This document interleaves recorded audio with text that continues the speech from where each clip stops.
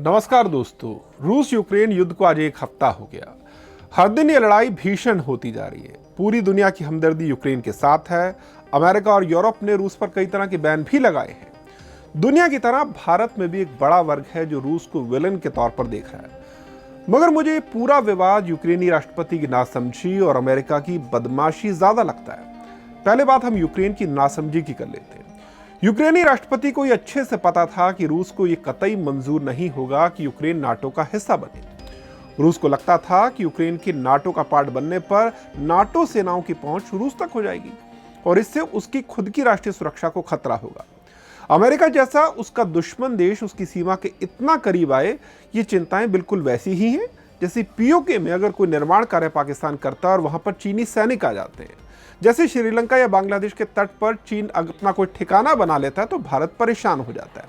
दरअसल दुनिया में कोई भी देश ये नहीं चाहता कि उसका दुश्मन देश उसकी सीमा के बेहद करीब आ जाए, और खासतौर पर वो देश तो बिल्कुल नहीं चाहते जिसने 30 साल पहले आपके 15 टुकड़े किए हों। अब सवाल ये भी उठता है कि क्या रक्षा चिंताएं सिर्फ रूस की हैं, यूक्रेन की नहीं? बात तो ठीक है, क्योंकि रूस ने इससे पहले क्रीमिया पर कब्जा किया, जॉर्जिया में भी एंट्री की, तो यूक्रेन को लगा कि रूस कभी भी उसमें भी एंट्री कर सकता है। और यही चिंता थी कि यूक्रेन की सरकार चाहती थी कि वो नेटो का हिस्सा बने ताकि रूस से खुद को सुरक्षित कर पाए। अब ये बात तर्क के लिहाज से तो ठीक है, लेकिन दरअसल कूटनीति में होता यह है कि अक्सर आपको अपने दुश्मन की हैसियत को आंक कर कोई कदम उठाना होता है। दरअसल दुनिया में कोई भी देश ये नहीं चाहता कि उसका दुश्मन राष्ट्र किसी भी बहाने उसकी सीमाओं के इतना करीब आए, और वो देश तो कतई नहीं जिसने 30 साल पहले आपके 15 टुकड़े कर दिए हों। अब सवाल ये भी पूछा जा सकता है कि रक्षा चिंताएं क्या सिर्फ रूस की हैं, यूक्रेन की नहीं? क्योंकि यही रूस अगर क्रीमिया पर कब्जा कर सकता है, जॉर्जिया में घुस सकता है, तो यूक्रेन में एंट्री क्यों नहीं कर सकता? और यही चिंता यूक्रेनी सरकार की भी थी। इसीलिए वो नाटो का हिस्सा बनकर खुद को रूस के हमले से एक तरह से सुरक्षित करना चाहता था। अब बात ये तर्क के लिहाज से तो ठीक लगती है, लेकिन कूटनीति में होता यह है कि अक्सर हमें अपने दुश्मन की हैसियत को आंक कर कदम उठाने पड़ते हैं।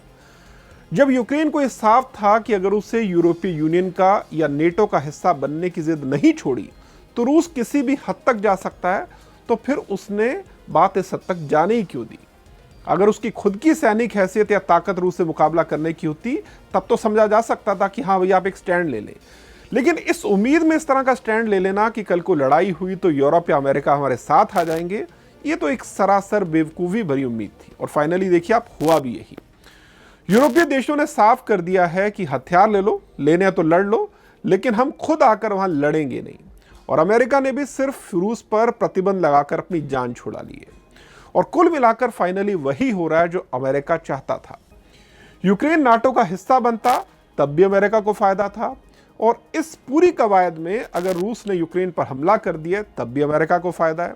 अब इसे हुआ ये कि रूस एक बार फिर से एग्रेसर के तौर पर सामने आया।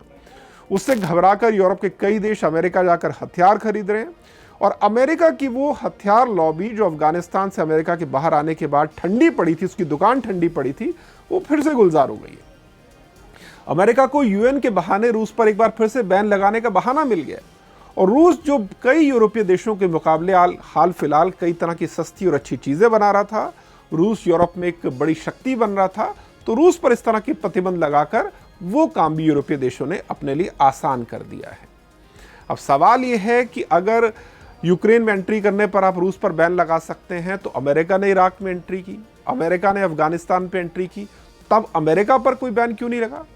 अब इसमें समझने की बात यह है कि यूएन दरअसल है, उसमें सबसे ज़्यादा जो आर्थिक सहायता मिलती है वो तो खुद अमेरिका से मिलती है।